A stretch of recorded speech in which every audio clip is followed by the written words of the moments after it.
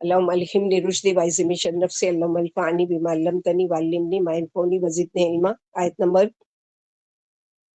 32 تک کا ہم لوگوں نے لاسٹ ویک تفسیر کی تھی. آگے آج سے سورہ یاسین 33. وآیۃ لہم الارض المیتۃ احییناها واخرجنا منها حبا فمنہ یاکلون. اور ان لوگوں کے لیے بے جان زمین، مردہ زمین بھی کیا ہے؟ ایک نشانی ہے.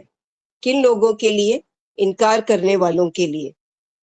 پہلے ہم لوگوں کو تاریخ سے مثال دی گئی کہ پہلے 3 رسول آئے، ان کو جھٹلایا گیا، پھر ایک شخص آیا، اس نے جب آ کر دین کو ان لوگوں سے کہا ہے میری قوم ان کی بات مان لو، یہ سچے ہیں، تو ان کو بھی قتل کر دیا. پھر ان کے جنت میں داخل ہونے کی اور وہاں بھی حسرت کرنا کہ یا حسرتن علی العباد، کہ ہائے افسوس. اللہ تعالیٰ کہتے ہیں کہ ہائے افسوس میرے بندوں پر، اے حسرت.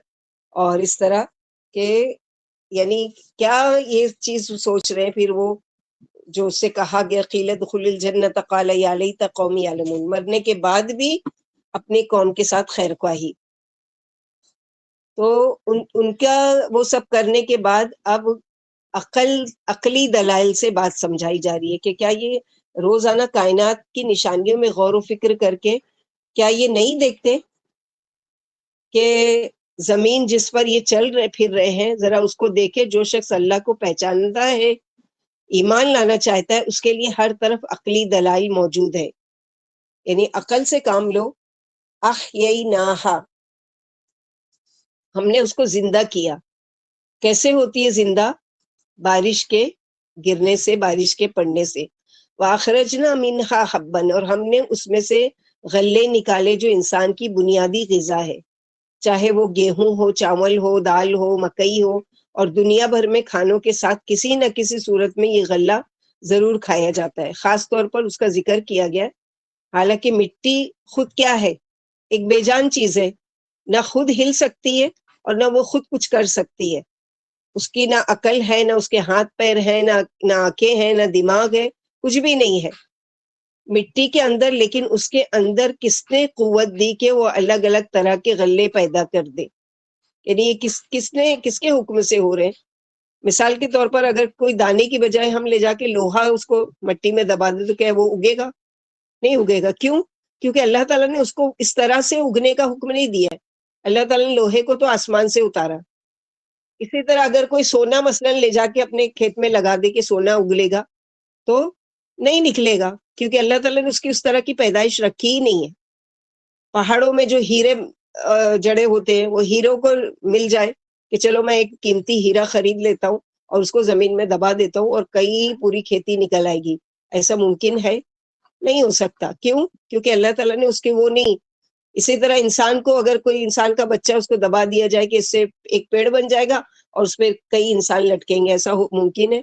تو نہیں ہے. یہ بتانے کا مقصد ہے کہ یہ زمین کے اندر یہ قوت نہیں ہے کہ تم جو بھی چاہو وہ ڈالو گے اور وہ اگا لے گی. نہیں، جو اللہ تعالیٰ کا حکم ہوگا وہ اگائے گی.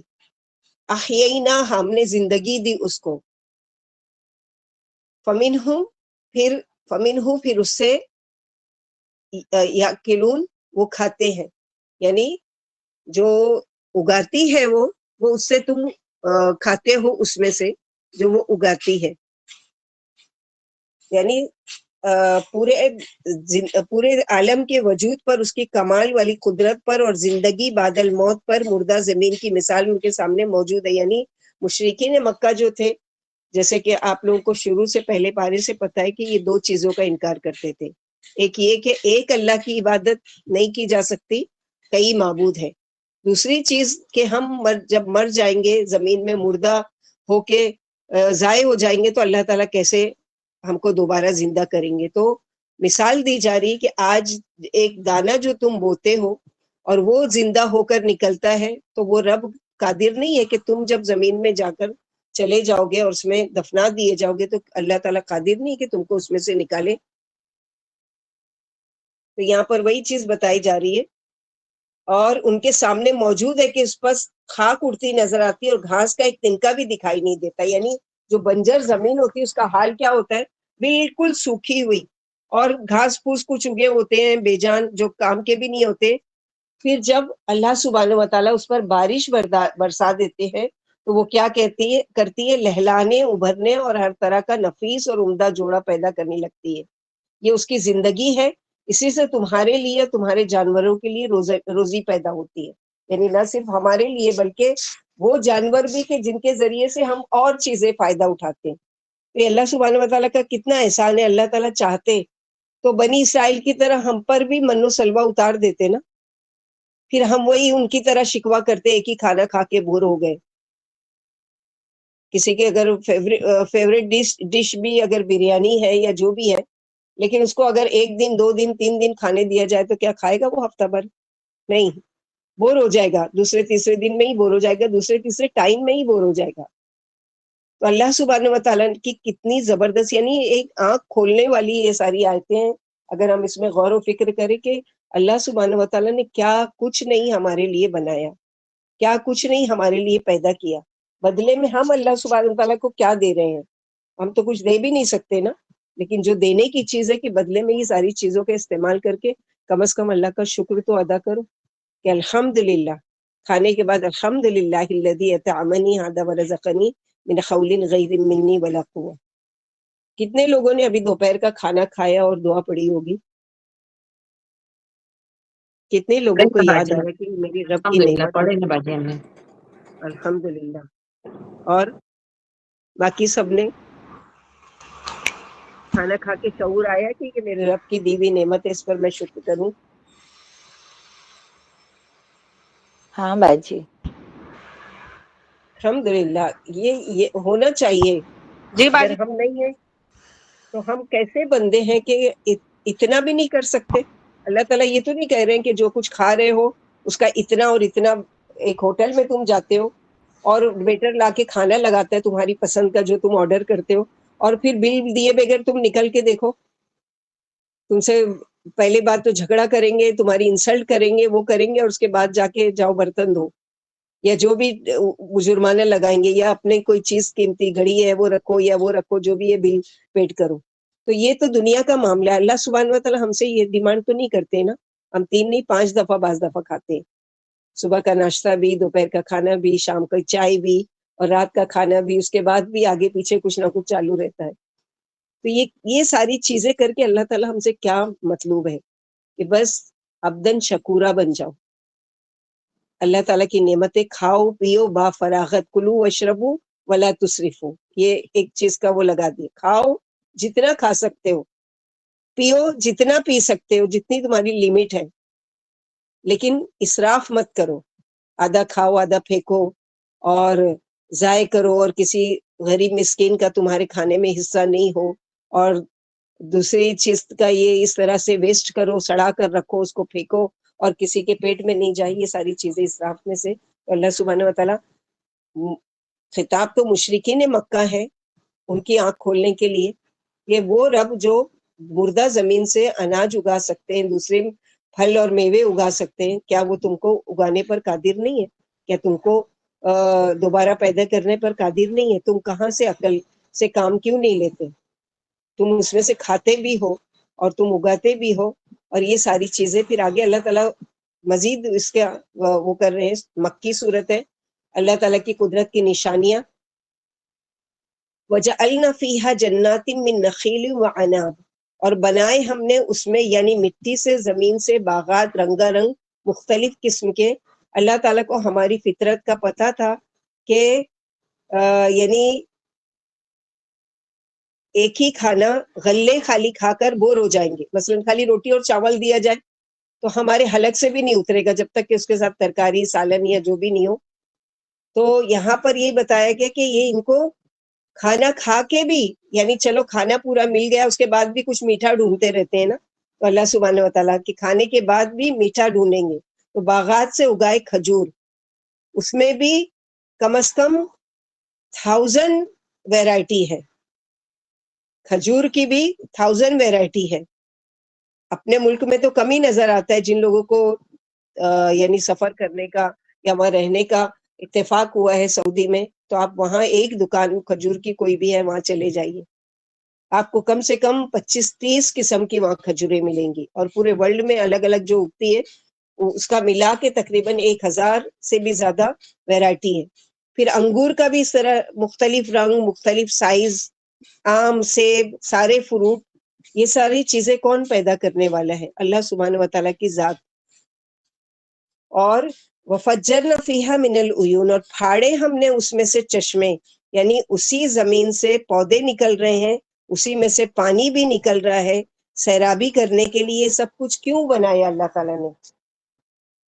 لیاکلوا ثمرہ، تاکہ کھائے اس کے پھل میں سے، اس کی پیداوار میں سے، یعنی کھاؤ بھی پیو بھی، سارا انتظام کیا، پیو کیسے کھاؤ کیسے اس کا طریقہ بھی بتا دیا۔ یعنی ہم نے ضرورت والے علاقوں میں حسب ضرورت دریا بھی جاری کر دیے تاکہ باغ اور کھیتیاں اس سے سیراب ہوں اور لوگ ان کے پھل کھائیں۔ یہ سب کچھ تم پر اللہ کی مہربانی، تمہاری محنتوں اور کوششوں کا نتیجہ نہیں، بلکہ جس طرح اس نے اناج پیدا کر کے تم پر اپنا احسان فرمایا، اسی طرح طرح طرح کے تمہارے لیے لذیذ پھل پیدا کر کے اپنی مہربانی کا ثبوت دیا۔ اور پھلوں میں بھی اللہ تعالیٰ نے اتنی غذائیت رکھی ہے کہ ایک مثلاً کوئی مریض ہے کہ جو اناج اس کو نہیں وہ کر سکتا، ہضم کر سکتا، تو فروٹس ہے، فروٹس میں بھی کئی قسم کے جوس بنا کے پی لو، یا جیسے بھی ہے کہ اس میں غذائیت بھی رکھی ہے، ٹیسٹ بھی رکھا ہے، اور مختلف آنکھوں کو دیکھ کے بھی خوبصورت لگتا ہے۔ ایک بنچ اگر تیار کرو، کوئی ٹرے ایسی کہ جس میں الگ الگ طرح کے فروٹس ہوں، تو دیکھ کر کتنے بھلے لگتے ہیں آنکھوں کو۔ تو یہ اللہ سبحانہ و تعالیٰ نے ایک ہی چیز ہوتی ہے، ہم ایک ہی چیز دیکھ دیکھ کر بول ہوتے ہیں، اللہ تعالیٰ نے رنگ برنگے، یعنی آم کے ہی دیکھیں گے تو کتنی ویرائٹی اور کتنے کلر اور کتنے ٹیسٹ، سبحان اللہ۔ تو یہ ثبوت دیا اپنی مہربانی کا۔ اب تم خود ہی حق تعالیٰ کی ان بے شمار نعمتوں کا شکریہ ادا کرو، یہ نہیں کہ اس کی نعمتیں کھا کر اللہ تعالیٰ کے ساتھ کفر کرو۔ اور کفر کیا ہے؟ کہ جس نے دی ہے اس کا شکر ادا کرنے کی بجائے کسی اور کو دینے والا سمجھنا، یہ بھی ناشکری ہے۔ زمین کی پیداوار، کھیتیاں، پھل اور نباتات ہیں، اللہ نے انسانوں سے بھی مرد و عورت پیدا فرمائے، جیسے کہ آگے فرمایا، اور بھی اپنی بے شمار مخلوق کے جوڑے جوڑے پیدا فرمائے جو تمہارے علم سے باہر ہیں، جیسے کہ سورہ زاریات آیت نمبر 49 میں اللہ تعالیٰ نے فرمایا وَمِن كُلِّ شَيْءٍ خَلَقْنَاهُ، ہم نے ہر چیز کے جوڑے بنائے تاکہ تم نصیحت قبول کرو۔ تو کھاؤ، وما عملتہ ایدیہم، اور نہیں کیا اس کو ان کے ہاتھوں نے، یعنی ان کے ہاتھ اگر چاہے تو اناج اگا کر بیٹھے رہے اور دیکھ لیں کہ کیا ان کی ہاتھوں کی کمائی سے وہ اگتا ہے، نہیں، بلکہ اللہ تعالیٰ کے ان کے ہاتھوں نے یہ سب کچھ ان کے ہاتھوں کا بنایا ہوا نہیں ہے۔ دوسرا معنی کیا ہے ماں کا؟ یعنی ایک تو نہیں ہے ماں کا معنی، یہ جو اس میں آیت نمبر 35 میں اللہ تعالیٰ نے فرماتے ہیں وما عملت، اور جو یعنی انہوں نے، یعنی ان کے ہاتھوں نے کیا، یہ نہیں ہے۔ دوسرا کیا معنی ہے؟ جو تاکہ، یعنی اللہ تعالیٰ نے جو بھی پیدا کیا ہے، ماں یعنی جو بھی پیدا کیا ہے، اور جو ان کے ہاتھ مزید آگے بناتے ہیں۔ اگر جو کا معنی لیں گے تو کیا ہوگا؟ ایک تو یہ ہے کہ اور جو کچھ یہ اگاتے ہیں اس کے علاوہ مزید جو چیز بناتے ہیں ان کے ہاتھ، اور وہ اس سے وہ کرتے ہیں۔ مثلا ہم گیہوں کو ڈائریکٹ اٹھا کے نہیں کھا لیتے، بلکہ کیا کرتے؟ گیہوں سے کئی قسم کی ویرائٹی۔ سعودی عرب کے مال میں جب جانے کا اتفاق ہوا تو ایک سیکشن پورا بیکری کا، آج یہاں پر بھی ہے الحمدللہ بیکری کا ایک سیکشن، اتنی ویرائٹی کی روٹیاں اور اتنی ویرائٹی کے بریڈز اور اتنی ویرائٹی کے کیک اور اتنی ویرائٹی کے سب پیسٹری اور الگ الگ چیزیں، سبحان اللہ کی انسان عقل دنگ رہ جاتی ہے۔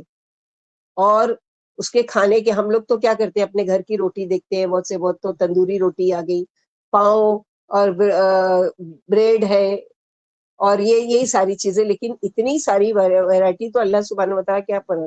پھر اسی طرح پھل ہے، پھل خالی کھا نہیں لیتے ہو بلکہ کیا ہے، جوس، دال کو روزانہ الگ الگ شکل میں تم بناتے ہو، الگ الگ ٹیسٹ کے ساتھ بناتے ہو، تو یہ تمہارے ہاتھ جو بناتے ہیں، یہ بھی کون تم کو سکھاتا ہے؟ کس نے علم دیا؟ کہیں نہ کہیں سے تو تم تک علم آئے نا، فرسٹ ٹائم کہاں سے اس نے سیکھا؟ اللہ سبحانہ و تعالیٰ نے وعلم آدم الاسماء کلہا، آدم علیہ السلام کو ہم نے تمام چیزوں کے نام، تمام چیزوں کے طریقے سب کچھ سکھا دیے. بدلے میں کیا کرو؟ افلا یشکرون، پھر کیا یہ شکر ادا نہیں کرتے؟ سب کچھ اس سے لے کر دینے والے کو ہی بھول جاتے ہیں. یہ کیسی ناشکری ہے، یہ کیسی اللہ تعالیٰ کی کے ساتھ فرما برداری ہے کہ جو دے اس کا شکر بھی تم نہ ادا کرو اور اس کی طرف تمہارا خیال بھی نہ جائے. یہ کہاں سے آ رہا ہے؟ بھلے سے ہمارے پاس پیسہ موجود ہے، کبھی زور سے بھوک لگے اور کھانے کہیں نہیں مل رہا ہو تو کیا جیب سے پیسہ نکال کے منہ میں ڈال کے پیٹ بھر سکتے ہیں؟ نہیں کر سکتے. کچھ چاہیے کھانے کو، کچھ چاہیے پینے کو. شدید بھوک کی حالت میں کیا حال ہوتا ہے؟ روزہ رکھتے ہیں تو الحمدللہ صبر دے دیتے ہیں کہ چلو 12 گھنٹے کا روزہ ہے، 14 گھنٹے کا روزہ ہے، اس کے بعد تم کو کھانے کے لیے ملے گا نا، اور موجود ہوتی ہے چیزیں. لیکن بالفرض اگر کوئی ایسی جگہ چلے جائے جہاں جیب میں ہوتا ہے نا، ہم لوگ کے ساتھ بہت مرتبہ کے جیسے ہائی وے وغیرہ پہ گئے، اب وہ ایک پیٹرول پمپ آیا، اس کے بعد کتنی دور تک کوئی دکان نہیں، کوئی کچھ بھی نہیں، اور بہت زور سے پیاس لگی ہے، اور اتفاق سے اپنے ساتھ جو پانی لے کے گئے وہ ختم ہو گیا.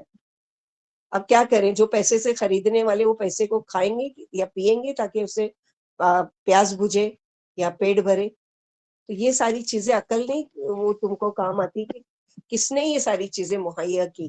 بدلے میں کیا کرو؟ سبحان الذی خلق الازواج کلھا مما تنبت الارض ومن انفسهم ومما لا يعلمون.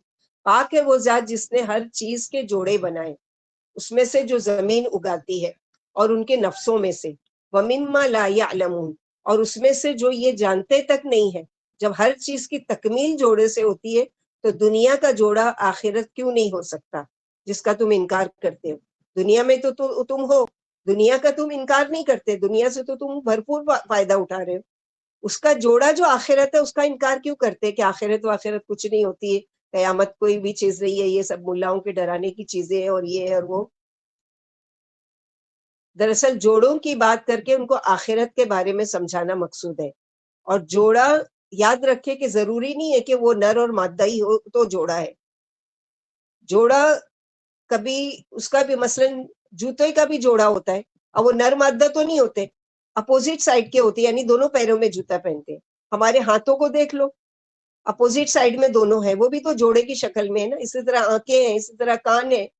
تو یہاں پر اللہ تعالیٰ غور و فکر کرنے کی دعوت دے رہے ہیں کہ وَمِنْ أَنفُسِهِمْ، جیسے کہ ایک معنی جوڑے کے یہ ہے کہ جوڑا جوڑا بنایا، یعنی مرد عورت بنائے، زمین آسمان بنائے، رات اور دن بنائے، سورج اور چاند بنائے، یہ ساری چیزیں.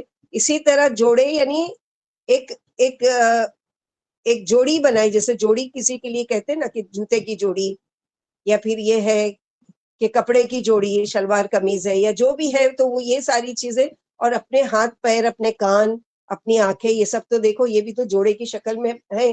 کیا یہ نر مادہ ہے؟ نہیں، یہ ایک دوسرے کا وہ ہے، یعنی ایک اس طرف تو ایک اس طرف، اپوزٹ ہے بھلے سے، لیکن ہے تو جوڑے کی شکل میں. تو یہ تمہارے نفسوں میں جو ہے، کیا اس پر غور و فکر نہیں کرتے؟ قرآن کیسا ہم لوگوں کو ہماری وہ چیزیں جن کو ہم بھولے ہوئے ہیں، روزانہ اپنے ہاتھ سے کوئی بھی چیز ہاتھ کا استعمال کرتے ہیں، زبان کا بھی استعمال ہو رہا ہے، ابھی آنکھوں کا بھی استعمال ہو رہا ہے، ابھی ہمارے کان بھی استعمال ہو رہے ہیں. کیا کبھی غور و فکر کیا ہم نے کہ اللہ تعالیٰ اپنے ان چیزوں میں غور و فکر کی ہم کو دعوت دیتے ہیں؟ کہ کیوں نہیں غور و فکر کرتے اللہ تعالیٰ؟ اگر ان جو جوڑے بنائے ہیں، ہاتھ کی جوڑی لے لو، ایک ہاتھ چھوٹا ہوتا ہے، ایک لمبا ہوتا ہے، کیسے بے ٹب دکھائی دیتے. کان ایک بڑا سا ہوتا ہے، ایک چھوٹا سا ہوتا. آنکھ ایک دم بڑی ہوتی اور ایک بالکل بند ہوتی، تو کیا ہوتا؟ تو اللہ سبحانہ و تعالیٰ نے انفسہم ومما لا یعلمون، اور اس میں سے جو وہ نہیں جانتے، یعنی جو چیزیں تمہاری آنکھوں کے سامنے ہیں وہ تو ہے ہی ہے، لیکن کچھ چیزیں ایسی جن کو لا یعلمون تم جانتے ہی نہیں، کہ اور بہت ساری چیزیں کہ جن کو ابھی تک تمہاری آنکھیں پہنچ ہی نہیں سکی ہے اس تک، کہ اللہ تعالیٰ نے اور بھی کیا کچھ مخلوق اللہ تعالیٰ نے بنائی ہے. پھر اسی طرح اللہ تعالیٰ آگے کی جوڑوں کی مثال دیں گے. وَآیَةٌ لَهُمُ اللَّيْلُ وَآیَةٌ لَهُمُ اللَّيْلُ نَسْلَخُ مِنْهُ النَّهَارَ فَإِذَا هُمْ مُظْلِمُونَ، اور ان کے لیے نشانی ہے رات کا آنا. ہم نسلخ منہ النہار، ہم کھینچ لیتے ہیں اس میں سے دن کو. سلخہ کہتے ہیں لفظی معنی جانور کی کھال کا جسم سے الگ کرنا، کھینچنا، جس سے اس کا گوشت ظاہر ہو جاتا ہے. یعنی ہم جو ایک جانور خریدتے ہیں اس کا وزن کیا جاتا ہے کچھ اور ہے، مثلا چکن وغیرہ. اب وہ چکن کو وزن کر کے ان لوگ پھر کاٹنے کے لیے ڈالتے ہیں، کاٹ کے جب چھیلتے ہیں تو وہ کیا ہوتی ہے، 1.5 کلو 100 گرام یا جتنا بھی ہے وہ کم ہو جاتی ہے. تو وہ کھینچ گئی اب اس کی کھال، اب اندر سے کیا وہ نظر آنے لگا اس کا جسم. تو ایسے ہی ہے، جب رات کو کھینچ لیا تو کیا ہے، دن اس میں سے نظر آنے لگا. دن کو کھینچ لیا تو رات نظر آنے لگی. تو یہ کون ہے جو یہ اتنے بڑے پیمانے پر یہ کام کر رہے ہیں. اسی طرح ہم کھینچ لیتے ہیں رات سے دن کو، فَإِذَا هُمْ مُظْلِمُونَ، تو وہ اندھیرے میں چلے جاتے ہیں. اور اس کے لیے آپ چاہیں تو ہوم ورک کر سکتے ہیں، کبھی شام کے ٹائم، بالکل مغرب کے ٹائم، اگر اللہ تعالیٰ توفیق دے ہم کو غور و فکر کرنے کی، کائنات میں جاتے ہیں نا کبھی سمندر کے کنارے کے، بالکل سورج ڈوبنے والا ہے، بالکل روشنی تھی چاروں طرف، سب کچھ تھا، اور کہاں وہ ڈوب کے بالکل اندھیرا چھا گیا. تو کھینچ لیا نا اللہ تعالیٰ نے، دن کو کھینچ لیا، کہیں اور اگ گیا وہ، اور رات اس کے اوپر ڈھانپ دی. پھر اسی طرح جہاں پر رات تھی بالکل اندھیرا تھا، جب دن کو کھینچ کر رات کو الگ کیا اور دن وہاں اگایا، دن کے روشنی پھیلی، تو رات کی کیا ہوگی، جیسے کھال کھینچ لی گئی. تو یہ ساری فَإِذَا هُمْ مُظْلِمُونَ، تو وہ اندھیرے میں چلے جاتے ہیں. تو یہ ساری چیزیں، یا اشراق کے وقت کبھی دیکھیں کہ صبح جب سورج نکل رہا ہو، تو کبھی اس چیز پر غور و فکر کرنے کے لیے بھی، یہ بھی عبادت میں شامل ہے کہ ہم کبھی ان ساری چیزوں کو بیٹھ کے غور سے دیکھیں. سبحان اللہ، اتنا بڑا سورج، اور کیسے، یعنی کون ہے اس کو کھینچ رہا ہے کہ وہ آستے آستے آستے آستے کرتے کرتے اچانک نظروں سے بالکل اوجھل ہو جاتا ہے. ہر ایک نے نظارہ کیا ہوگا الحمدللہ، کہیں نہ کہیں سائٹ سین وغیرہ پر گئے ہوں گے، سورج کے غروب کا بھی، سورج کے طلوع ہونے کا بھی. سبحان اللہ. تو نسلخو یعنی الگ کر لیتے ہیں، یعنی کھینچ لیتے ہیں ہم رات کو دن سے، دن کو رات سے، پھر وہ اندھیرے میں ہو جاتے ہیں. یعنی حق تعالیٰ کی عظیم قدرت کی نشانی، شب و روز کا پیدا کرنا بھی ہے، رات اندھیروں کو اور دن اجالے کو لے کر آتا ہے، پھر ایک دوسرے کے پیچھے باری باری جاتا رہتا ہے. فرمائے یغشی اللیل النہارا، سورہ اعراف آیت نمبر 54. اللہ دن پر رات کا پردہ ڈال دیتے ہیں اور رات دن کو تیزی سے ڈھونڈتی ہوئی آتی ہے. پھر فرمایا ہم رات سے دن کو علیحدہ کر دیتے، دن چھپ جاتا ہے اور رات آ جاتی ہے، اور دیکھتے ہی دیکھتے دنیا پر اندھیرا چھا جاتا ہے.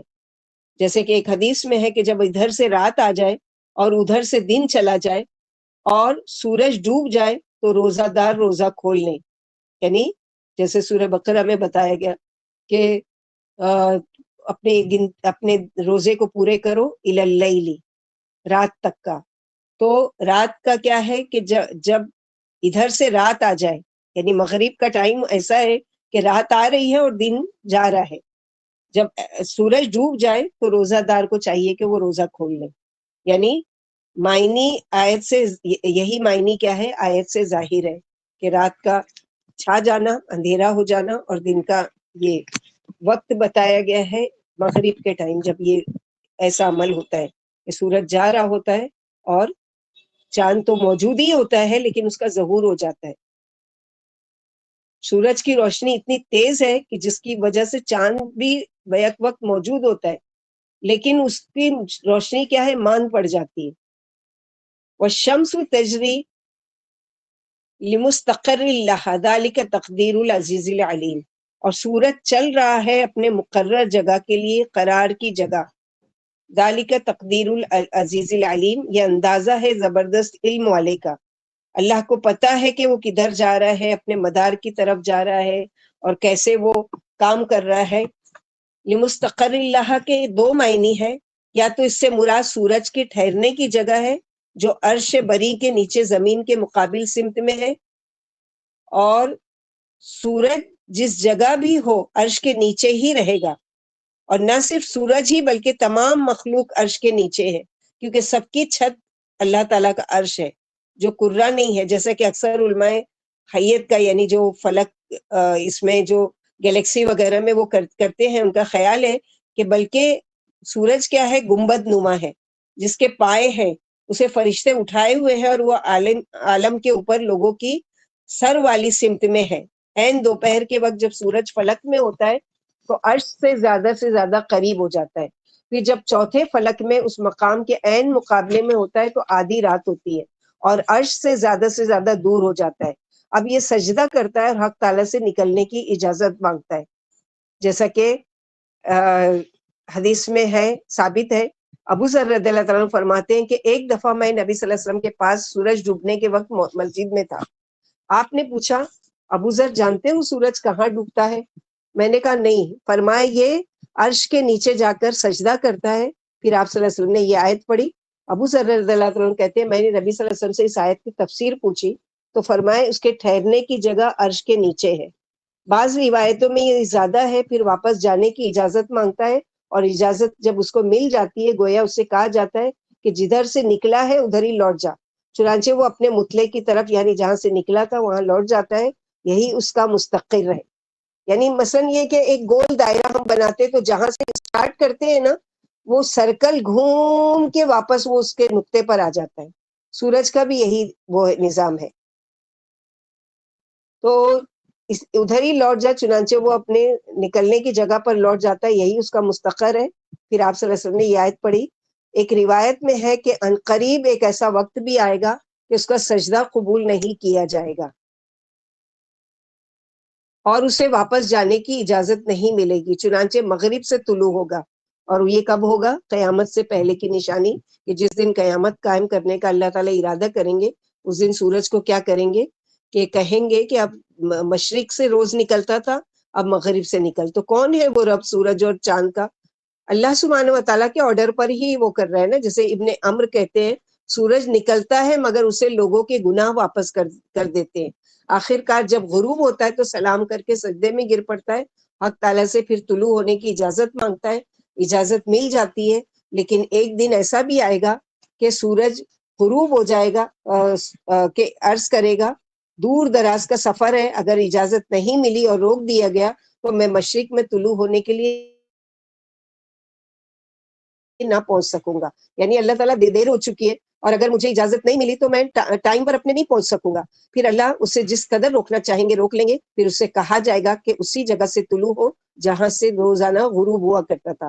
اس دن سے قیامت آنے تک کسی شخص کا تازہ ایمان قبول نہیں کیا جائے گا. یعنی قیامت کی نشانی ہے. اب وہ دیکھنے کے بعد کہ سورج آج مشرق کے بجائے مغرب سے غروب ہو گیا طلوع ہو گیا ہے تو اس کا مطلب یہ ہے کہ قیامت آ گئی، اللہ تعالیٰ میری توبہ مجھے معاف کر دیجیے. تو وہ نشانی دیکھنے کے بعد اب کوئی جائے گا کہ چاہے گا کہ وہ توبہ کرے تو اس کی توبہ معاف نہیں کی جائے گی. دوسرا معنی جو ہم لوگوں نے لیا تھا، پہلا معنی تو یہ ہے کہ وہ عرش کے نیچے جاتا ہے اور وہ کرتا ہے لمستقر اللہ، اس کا مستقر. دوسرا معنی ہے مستقر سے سورج کی آخری اور سب سے پچھلی گردش کی ساتھ مراد ہے جس کا وقوع قیامت کے دن ہوگا. سورج کی گردش ختم ہو جائے گی اور اس کی حرکت سکون سے بدل جائے گی اور اسے لپیٹ لیا جائے گا. روشنی بھی ختم ہو جائے گی اور دنیا اپنی انتہا کو پہنچ کر ختم ہو جائے گی. یہ اس کا زمانی مستقر ہے. یعنی ایک تو مکانی ہے کہ مغرب طلوع سے نکل رہا ہے اور مغرب میں یعنی مشرق سے نکل رہا ہے مغرب میں غروب ہو رہا ہے. یہ کیا اس کا مکانی ہے یعنی جگہ ہو رہی ہے. لیکن ایک کیا ہے کہ یہ اس کا وہ ہوگا یعنی اس کا زمانی یعنی زمانہ اس کا ختم کر دیا جائے گا. اب اس کو آرڈر نہیں ہے کہ وہ نکلے اور پھر وہ جائے اور طلوع ہو، بلکہ اس کا مستقر یعنی اس کا زمانی ہو گئی. یعنی وہاں پہنچ کر اس کی ایک لمٹ جو ہے جو دی گئی تھی اس کو وہ ختم کر دی جائے گی. دوسرا معنی ہے. پھر فرمایا یہ اس غالب کا اللہ کا اندازہ ہے جس کے کام میں نہ تو کسی کو مخالفت کی جرات ہے اور نہ مزاحمت کی. یعنی کوئی بول نہیں سکتا ایسا کیوں ویسا کیوں. اور جو ایک ایک حرکت و سکون سے واقف ہے اسی نے سورج کی رفتار مقرر فرمائی اور اسے ایک مقررہ مدت تک باقاعدہ قرینے سے رکھا جس میں نہ اختلاف ہو سکے اور نہ اس کے برعکس ہو سکے. جیسے کہ سورہ انعام آیت نمبر 96 میں ہم پڑھ چکے. فالق الاصباح، وہی صبح ظاہر کرتے ہیں، اسی نے رات کو باعث سکون اور سورج اور چاند کو باقاعدہ حساب سے بنایا.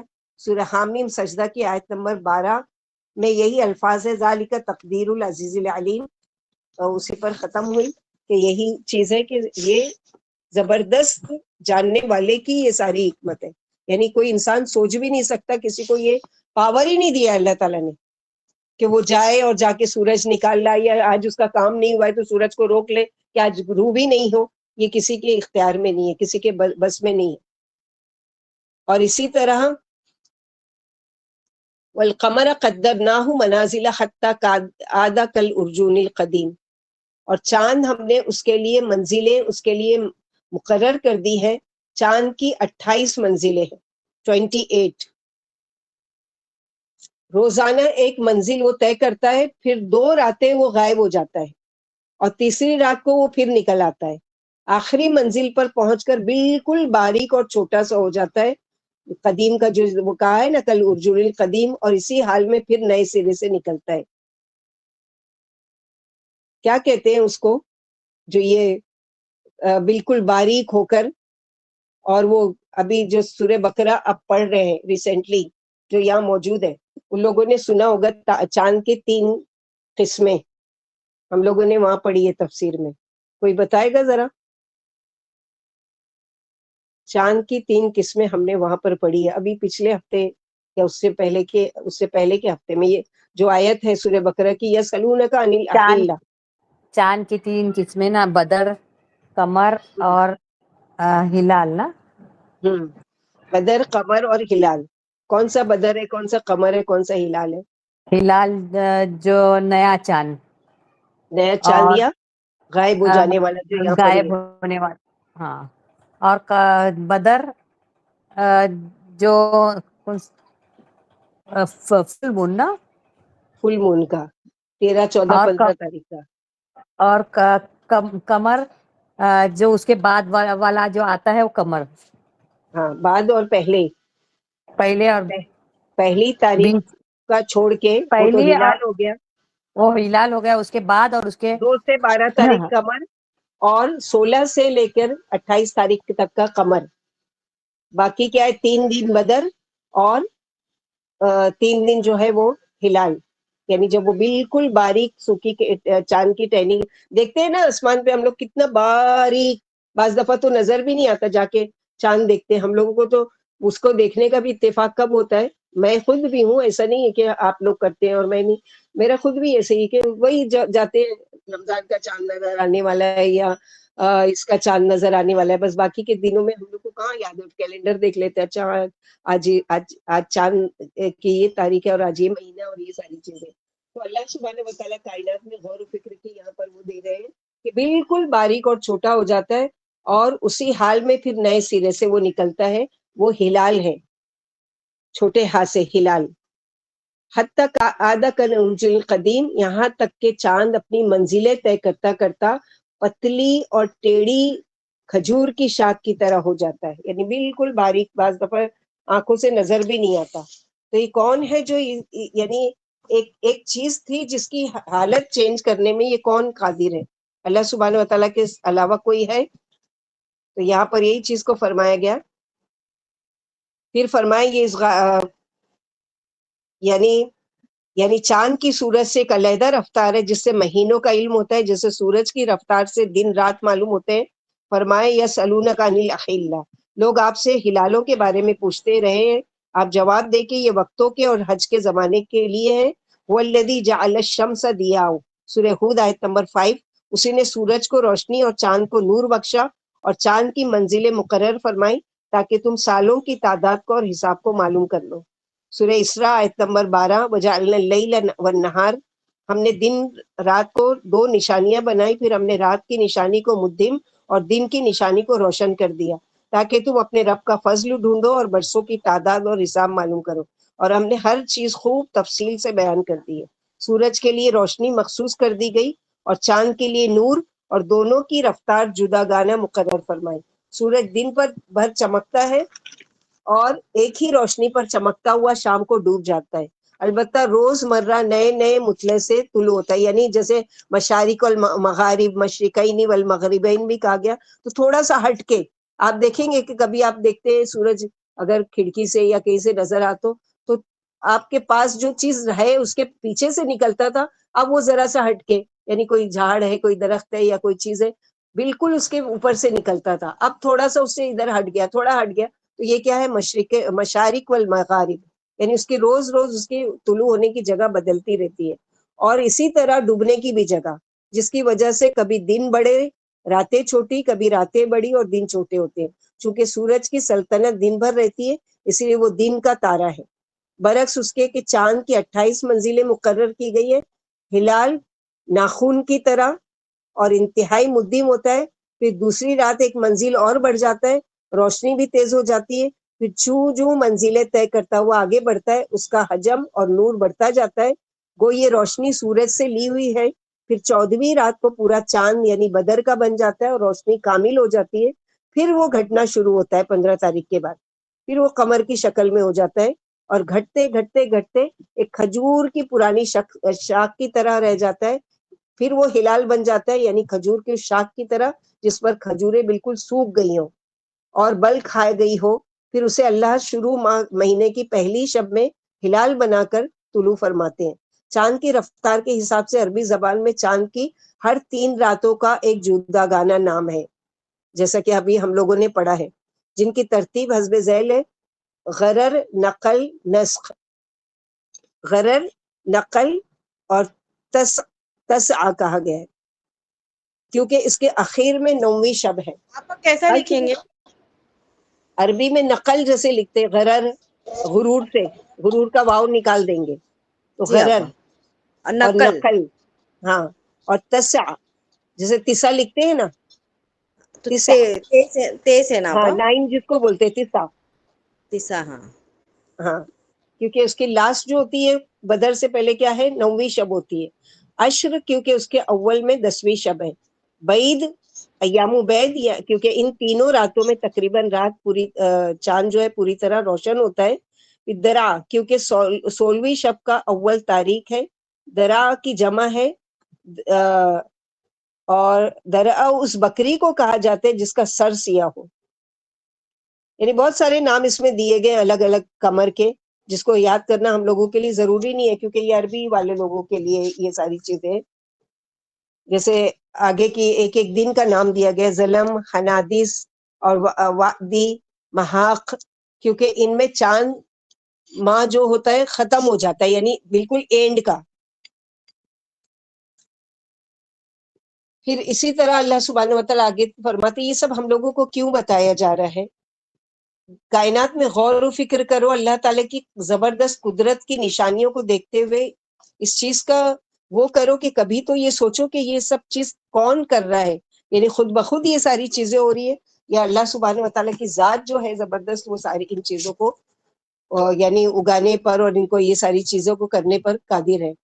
لَلشَّمْسُ يَنبَغِي لَهَا أَن تُدْرِكَ الْقَمَرَ وَلَا اللَّيْلُ سَابِقُ النَّهَارِ وَكُلٌّ فِي فَلَكٍ يَسْبَحُونَ۔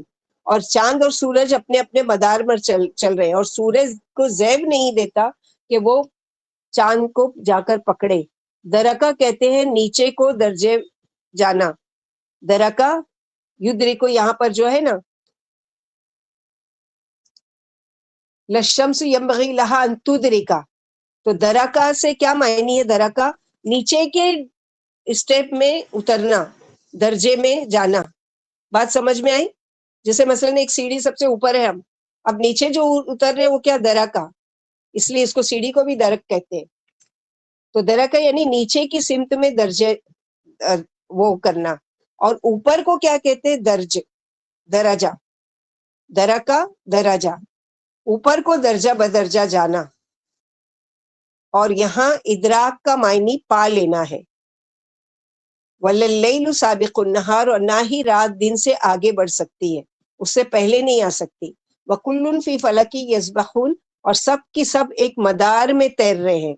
فلک یعنی جو مدار ہے، نہ صرف سورج چاند بلکہ سارے ستارے حرکت میں ہیں، کوئی بھی ٹھہرا ہوا نہیں ہے، یعنی ایک سرکل دے دیا گیا، بس اس میں ہی آرام سے گھوم رہے ہیں، سب کا الگ الگ سرکل، ایک مستقر ایک ٹھکانہ اللہ تعالیٰ نے بنا دیا، وہ ذرا بھی اس سے اپنے سرکل سے آگے پیچھے نہیں ہوتے۔ اگر چلتے چلتے یعنی تیر رہے ہیں، جیسے کوئی مثلاً یہ کہ کوئی کشتی وغیرہ کو دیکھے ہوں گے، یا بورڈ چھوٹی ہوتی ہے، وہ کیسے پانی میں گھوم رہی ہوتی ہے، کبھی کبھی دیکھے ہوں گے کہ وہ راؤنڈ راؤنڈ بھی لے کر آتے ہیں، تو کیسے پانی میں نشان بن جاتا ہے، ویسے ہی نشان کے اوپر یہ کوئی سورج ہے، کوئی چاند ہے، کوئی ستارہ ہے، کوئی وہ گیلیکسی ہے، یہ ساری چیزیں اس میں تیر رہی ہے. لیکن اللہ تعالیٰ نے ایسا ان کو سسٹم بنا دیا کہ وہ ذرا سا بھی نہیں ہٹتے. اگر ذرا بھی ہٹ رہے، مثلاً ایک ستارہ وہاں سے آ رہا ہے، سورج ہی آ رہا ہے اور چاند اپنے مدار سے آ رہا ہے، آتے آتے دونوں ایک سامنے آ گئے اور آتے ہوئے کیا ہوا، سامنے تو آ جاتے تو چاند گرہن ہو جاتا ہے، لیکن اگر وہ ذرا سا ہٹ کے ٹکرا جائے تو قیامت آ جائے گی. اور قیامت کے دن یہی ہوگا کہ اذا الشمس كورت واذا النجوم انكدرت واذا البحار فجرت واذا القبور بعثرت، یہ ساری چیزیں. تو وَكُلٌّ فِي فَلَكٍ يَسْبَحُونَ، تو فلک کیا اپنے مدار میں، پھر ہر ایک کا اپنا اپنا طے شدہ راستہ، ایک دوسرے سے بالکل مختلف. یہ ایسے جیسے تیر رہے ہیں، اس سے اللہ تعالیٰ کی قدرت کی اتنی بڑی کائنات اور سب کو کیسا ایک ڈسپلین پر لگایا ہے. ایک ٹیچر ہے، چھوٹے تھوڑے بچے ہیں، ان کو کنٹرول میں، ایک بچے اگر چھوڑ دیے جائے 15-20 اور ہر ایک کو پر نظر رکھنے کے لیے ایک ٹیچر کو تو بہت مشکل ہو جاتا ہے کہ کیسے ان کو کنٹرول کیا جائے. کوئی مستی کر رہا ہے، کوئی سیریسلی پڑھنا چاہ رہا ہے، کوئی کچھ کر رہا ہے، کوئی سو رہا ہے، کوئی کچھ کر رہا ہے.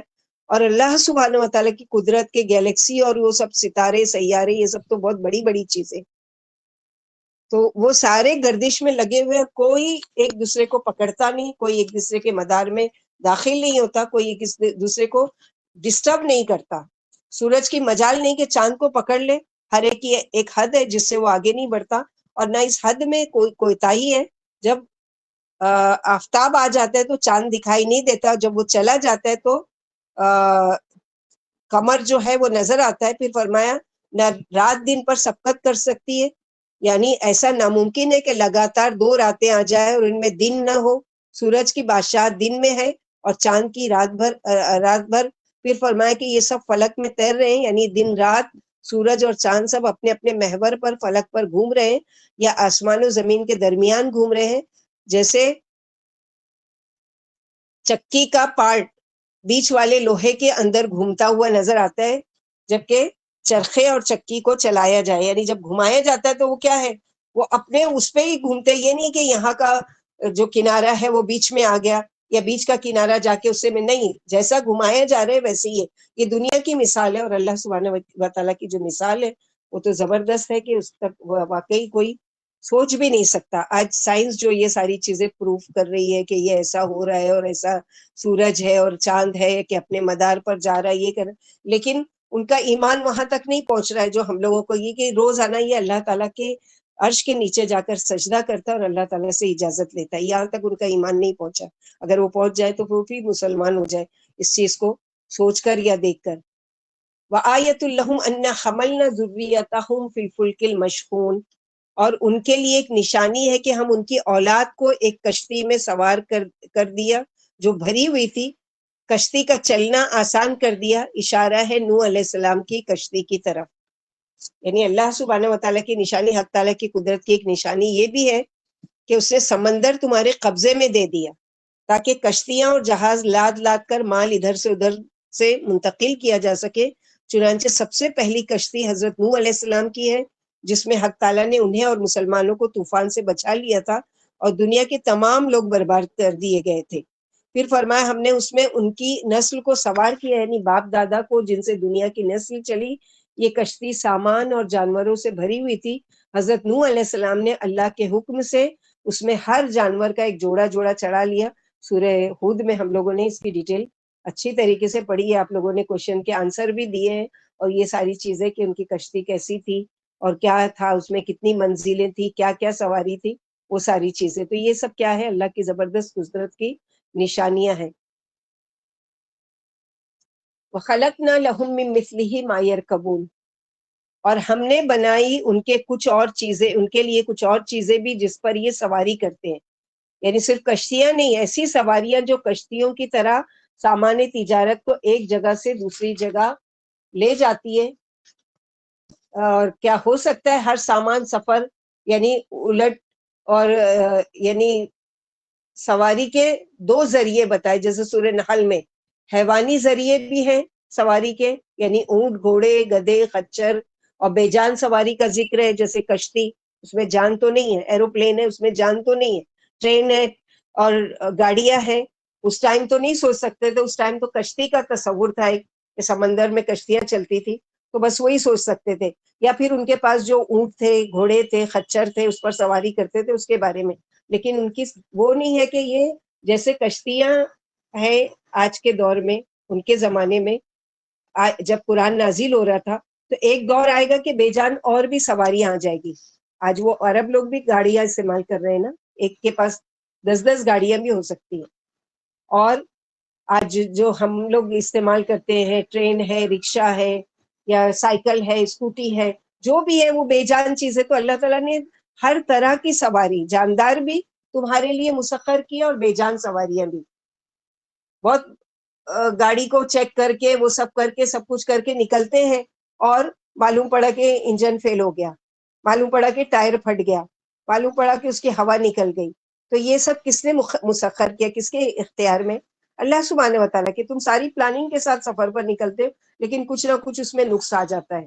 تو یہ کون ہے کہ یہ جہاں یہ چیز رک کر وہ کام کرنا ہے, اتنی دیر ٹھہرنا تمہارے لیے لکھا ہوتا ہے, اور وہاں کچھ ایسا ہو جاتا ہے کہ وہ اللہ تعالیٰ کی وہ حکمت نظر آتی ہے کہ اچھا اللہ تعالیٰ نے مجھے یہاں ٹھہرانے کا یہ مقصد, مثلا کوئی مانگنے والا آیا, آپ نے اس کی مدد کی, وہ اس کا پیٹ بھر گیا, اس کے کھانے کے لیے وہاں پہنچا دیا, وہاں پر گاڑی آپ کی جا کے خراب ہو جاتی ہے. ایک قصہ پڑھا تھا نا ہم لوگوں نے, شاید یاد ہوگا, کہ ایک ڈاکٹر تھا, اور یعنی وہ سفر پر جانا چاہ رہا تھا. سن چکے کہ نہیں, یاد ہے یا پتا ہاں ہوگا باجی, کسی؟ کس طرح اس کی پلین خراب ہوا, پھر ہاں وہ گیا, پھر وہ بڑھیا کے گھر گیا. ہاں وہی نا, باجی. بچے کا علاج سبحان کر. اللہ. تو یہ ساری چیزیں کیسے اللہ تعالیٰ, اور ابھی ریسنٹلی جو ہم لوگوں نے پڑھا کہ مسبب الاسباب میں سے, تو کیسے کہ وہ مچھلی پانی سے کشتی میں آئی, کشتی مچھلی کو بھوننے کے لیے گئے, پھر وہاں پر وہ, تو سبحان اللہ, یہ ساری چیزیں کیا اللہ تعالیٰ ہم کو دکھانا چاہتے ہیں کہ یہ سب چیزیں ٹھیک ہے ہم نے تمہارے لیے ہاتھ میں مسخر کی ہے, لیکن کبھی یہ جو ہے اس کے کنٹرول سارے ہمارے ہاتھ میں ہے. اونٹ چلتا ہوا بدک جاتا ہے اللہ کے حکم سے. اصحاب فیل کا جو یہ تھا, ہاتھی تھا, وہ رک گیا, نہیں آگے بڑھا. وہ تو بڑے لاؤ لشکر اور بڑے گھمنڈ کے ساتھ چلے تھے, آج تو کعبے کو ڈھاکے ہی رہیں گے. اللہ کے حکم سے نہیں آگے بڑھ سکا ہاتھی, کیونکہ کنٹرول اصل کس کے ہاتھ میں؟ اللہ تعالیٰ کے ہاتھ میں. تو اس سے مراد اونٹ وغیرہ ہیں, کیونکہ اونٹ ریگستان کی کشتیاں ہیں, یعنی پانی میں جیسے کشتی ہیں, تو اونٹ کو بھی ریگستان کی کشتیاں, کیونکہ ریگستان میں کوئی اور چیز نہیں چل پاتی, گھوڑا, خچر اور دوسری چیزیں نہیں, لیکن اونٹ آرام سے چل دیتا ہے. اس کی بھی ایک الگ کوالٹی اللہ نے بنائے, اس پر بھی غور و فکر کرو کہ کیسے اس کے پیر بنائے جو زمین میں ریت میں دھستے نہیں ہیں, اور اس کا پیٹ بنایا جو اتنا لیٹر پانی سٹور کر لیتا ہے. یہ ساری چیزیں, ان پر سامان بھی لادا جا سکتا ہے, اور لوگ بھی سوار ہو کر سفر کرتے ہیں. وَإِن نَّشَأْ نُغْرِقْهُمْ فَلَا صَرِيخَ لَهُمْ وَلَا هُمْ يُنقَذُونَ.